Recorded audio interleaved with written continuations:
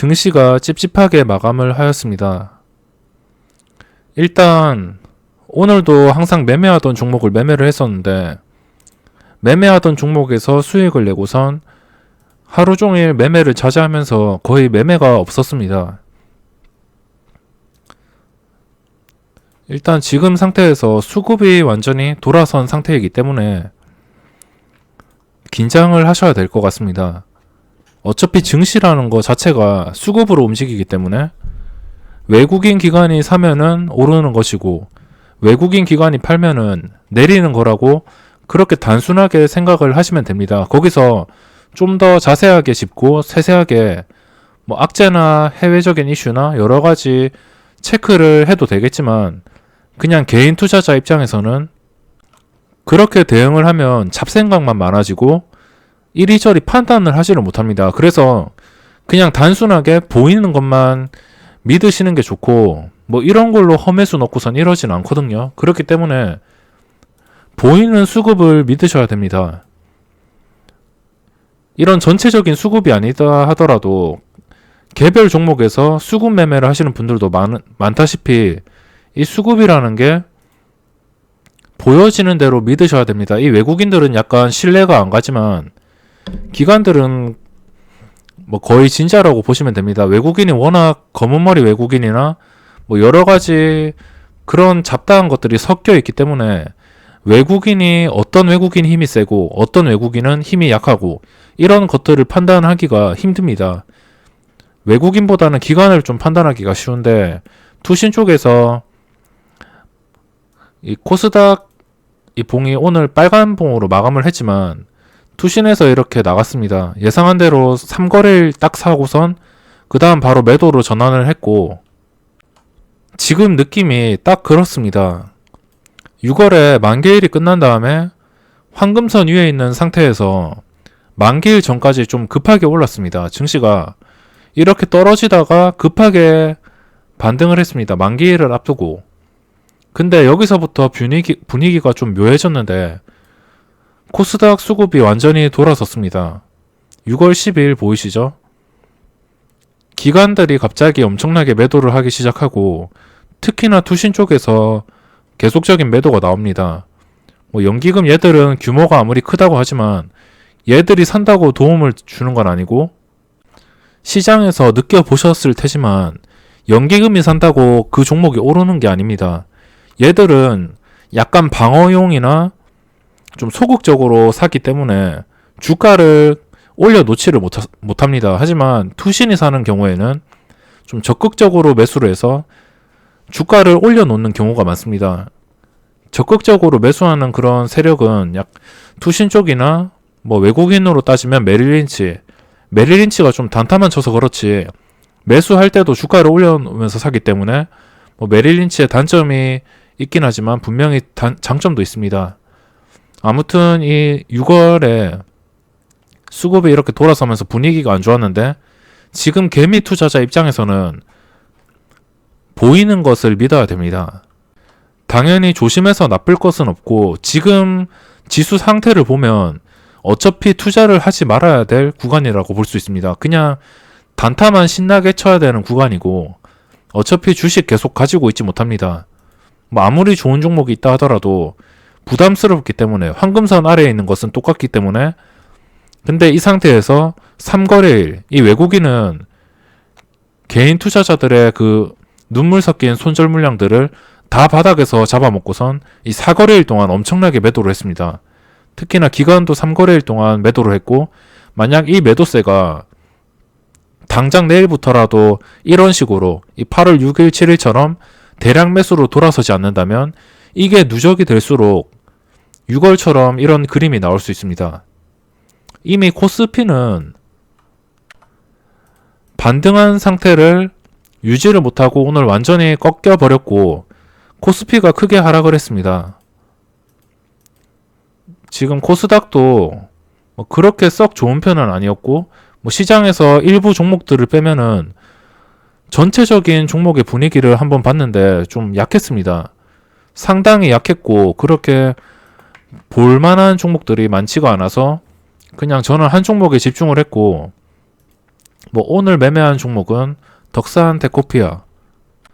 그냥 덕산테코피아에서만 죽치듯이 매매를 하였습니다.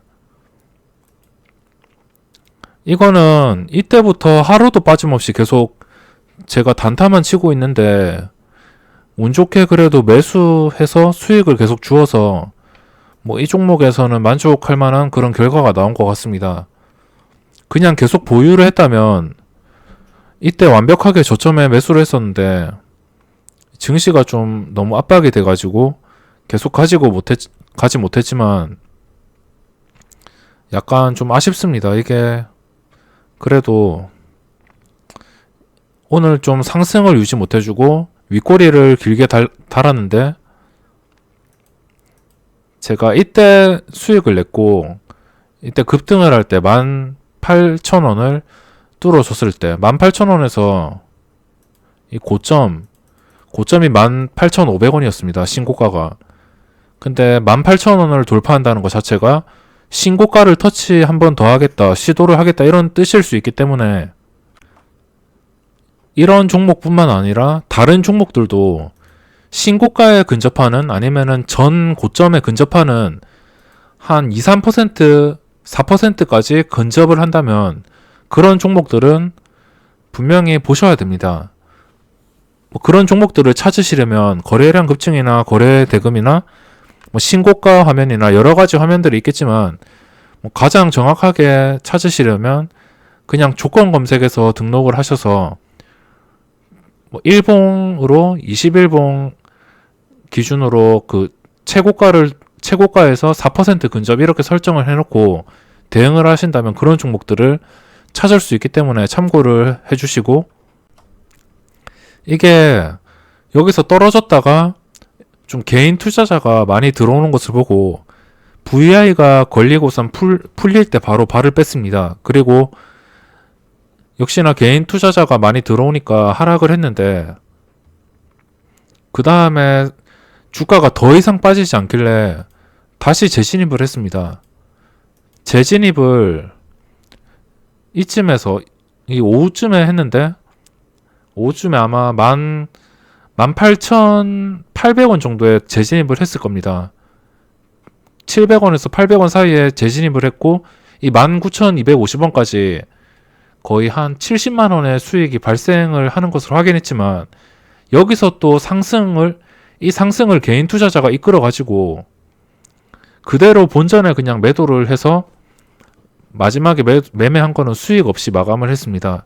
특히나 여기서 이때 3분당 62,000주의 거래량이 터졌는데 이 62,000주 중에 5만 주가 넘는 물량이 전부 키움증권에서 매매를 한 거였습니다. 키움증권은 뭐 기관 투자자나 뭐 여러 가지 투자자가 있겠지만 보통에는 개인 투자자들이 많기 때문에 키움 쪽에서 사고팔고를 반복하면서 이 상승을 이끌었기 때문에 여기서 매도를 할까 그냥 수익을 챙길까 이렇게 계속 고민하다가 조금만 더 지켜보자, 여기서 19,250원이니까 오늘 고점 600원까지 얼마 남지 않았다 이렇게 생각을 해서 좀 버티다가 그냥 결국에 본전에 매도를 하고선 손해는 안 보고 손해를 한 2, 3만원 보고선 본전에 매도를 하고선 지켜보니까 주가가 쭉 하락해서 지금 보이는 이 차트에서 최저점에서 마감을 하였습니다. 다른 종목들도 뭐 로봇 관련주들이 오늘 올랐는데 그런 종목들에 좀 집중을 해보고 싶었으나 뭐 지금 수급 상태가 또 압박이 되는 상태이기 때문에 이 정도면은 절대 가벼운 게 아닙니다. 그렇기 때문에 좀 압박이 되는 상태에서 무리하게 종목을 찾는 것보다 그냥 확실하게 신고가 상태를 유지하고 있는 아니면 신고가에 근접한 종목들 한 개를 이렇게 물고선 집중적으로 매매를 하는 것이 그래도 확실하게 수익이 발생할 것 같다 생각이 들어서 이것만 하루 종일 매매를 한 것 같습니다. 이게 여기서 좀 19,600원을 뚫어줬으면 분명히 2만원 선을 터치를 했을 텐데 그런 그림이 안 나와서 약간 아쉬운 부분이 있고, 그리고 장 마감해서 시간의 거래까지 올라서 마감을 했습니다. 이거는 이제 내일부터 이거는 대응을 안 할 것이고, 대응을 한다면 그냥 고점 뚫어줄 때, 확실하게 고점을 뚫어줄 때만 대응을 할 것이고, 눌림목이나 이런 매매는 하지 않겠습니다. 그동안 뭐 여러 가지 계좌로 매매를 하면서 재미도 봤고, 내일은 SP 시스템스가 상장을 하는데 그 종목을 한번 살펴보려고 합니다. 아까 영상에서 말씀드렸다시피 갭상승 그 시초가가 2배 가까이 뜨면은 그냥 구경만 할 겁니다. 이것처럼 뭐 첫날에 상한가도 갈 수 있고, 아니면 진짜 못된 종목이면은 상한가는 겨냥 시세도 못 주고 그냥 수직으로 하락할 수 있습니다. 그런 상황을 맞이하기가 싫어서 시초가에는 절대 주문을 안 할 것이고, 합리적인 가격에 상장이 된다면 매수를 하겠지만, 제 구독자분들에게는 이런 투기성이 강한 종목들을 추천해 드리고 싶지는 않습니다. 그래서 그냥 재미로만 봐주시고, 어떻게 움직이는지 참고를 하신다면 분명히 재미는 있으실 겁니다. 그런 종목들 구경하고 있으면 뭔가 공부도 되고, 호가창이 어떻게 움직이는지 뭐 그런 것들도 볼 수도 있고, 시장이 안 좋은 상태에서 그런 재미있는 종목이 있다면 다른 종목에서 충동 매매를 막아주고, 그 종목에서 구경만 하고 정신이 팔리기 때문에 쓸데없는 손실을 방지할 수 있습니다. 그래서 SP 시스템스가 어떻게 움직이는지 그냥 매매를 하지 않더라도 구경을 해야 될 것 같습니다. 로봇 관련주들에 대해서 오늘 질문을 주셨는데, 로봇 관련주들이 대부분 오늘 시세를 주었습니다. 로봇 관련주들을 다 그냥 찾아보더라도 오늘 거의 다 흐름이 비슷하죠.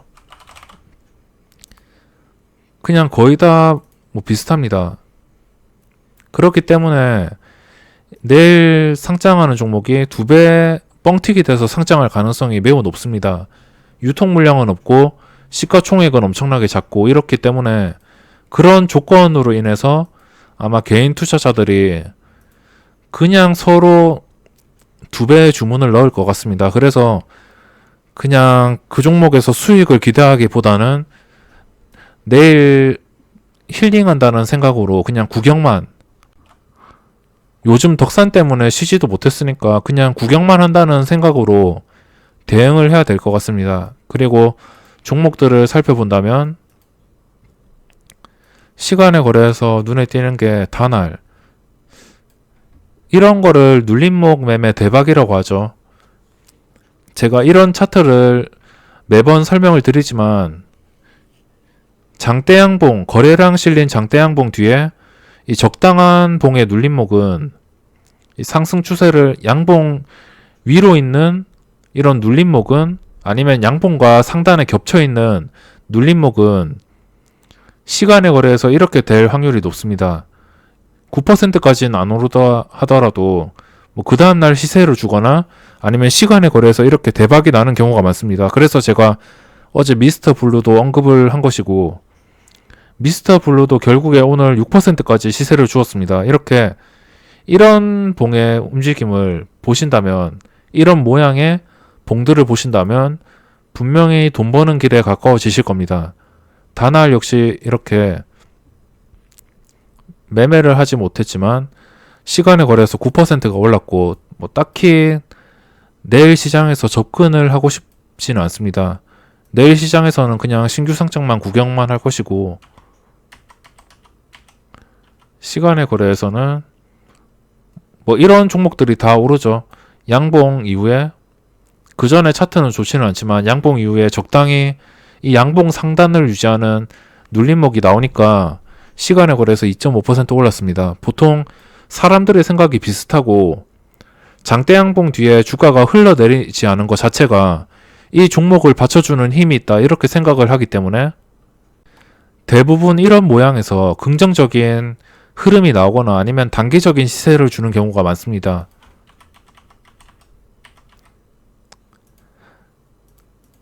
그래서 내일 살펴볼 종목은 정해졌고,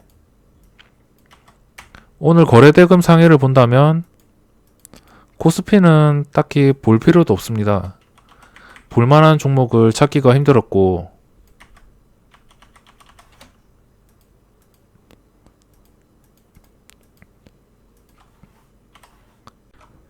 현재 눈에 띄는 게 AD 테크놀로지와 세틀뱅크가 눈에 들어옵니다. 평소 같으면은 그냥 종가에 넣어 보겠지만 지금 상태에서는 조심해서 나쁠 건 없기 때문에 이거 두 개가 눈에 띄긴 하지만 아마 예전 같았으면은 그냥 종가에 넣어놓고 며칠 스윙을 했을 것 같습니다. 근데 지금 상황이 아니니까 일단은 괜찮아 보여서 단기간에 계속적으로 관찰을 하기 위해서 분류를 해봤습니다. 이 세틀뱅크 또한 말이 많았던 종목인데 최근에 수급이 다시 돌아왔고 주가가 안정권을 찾고 있습니다. 지금 이동평균선을 보시면 하락은 거의 멈춘 것 같습니다. 여기서 오늘도 마이너스 2%까지 하락을 했다가 6%까지도 올랐다가 변동성을 주었는데 지금 상태에서 이제 4만원 아래만 빠지지 않는다면 주가가 뭐 올라갈 수도 있기 때문에 이것도 며칠 지켜보다가 대응을 해야 될 것 같고 고점을 확실히 한 43,000, 44,000원 근처까지 뚫어준다 싶으면 그때 긍정적으로 생각을 해봐야 될 것 같습니다. 그리고 로봇 관련주 중에 로보로보가 핫했고 이게 내일 그 상장하는 종목 그게 만약 2배로 상한가 잔량에 막 서로 100주씩 받으려고 수천만 주가 쌓이고 시작을 한다면 이거 로봇 관련주들도 시초가에 약간 영향을 줄 수 있기 때문에 이런 종목들도 아마 많이 보실 겁니다. 보통 신규 상장주 대박으로 관련된 종목들은 뭐 최대주주라든지 아니면 관련 이런 테마라든지 이런 종목들은 잠깐 반짝였다가 장대 음봉이 나올 수 있기 때문에 뭐 이 종목을 딱히 매매로 권해드리고 싶지는 않습니다. 그냥 구경만 하다가 로봇 관련주들이 전체적으로 어떻게 움직이는지 그냥 그것만 참고를 하시면 될 것 같고 미스터 블루는 아직까지 차트가 살아있고 뭐 흐름이 살아있기 때문에 이것도 한번 지켜봐야 될 것 같습니다. 계속적으로 지켜봐야 될 것 같고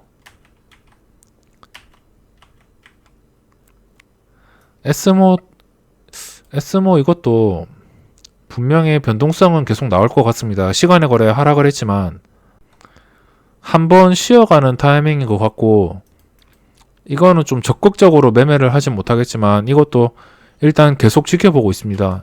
지켜볼 만한 종목들은 이렇게 많습니다. 변동성이 있는 것들은 이렇게 거래량이 유지되는 이상 계속적으로 위아래로 변동성을 줄 수밖에 없습니다. 그래서 눌림목 매매를 이런 종목만 잘 잡으신다면 아마 쉽게 성공을 하실 수 있고 이런 종목에서 하루 종일 집중만 하더라도 어느 정도 이 종목에 대한 호가창도 이해가 되고 적응이 되기 때문에 수익 날 확률이 높아집니다.